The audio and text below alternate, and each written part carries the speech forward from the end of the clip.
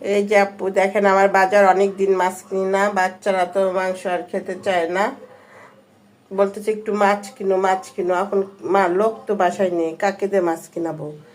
আমার যে বোন মাছ কিনে দেয় সে বোন তো ঢাকায় ছিল, আমার বড় বোন অসুস্থ।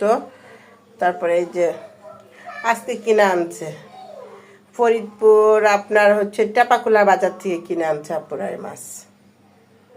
দেখেন মাছের ভিতরে একটা ডিম হয়ে গেছে। এই যে মাছ আনছে, মাছ ছোট মাছ, তারপরও ডিম হয়ে গেছে। এই যে আনছে ট্যাংরা মাছ, ওই যে কিছু চিংড়ি মাছ,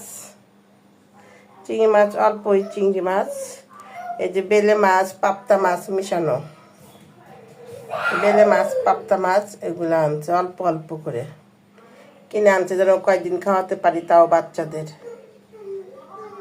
এই তো চিংড়ি, ট্যাংরা মাছ,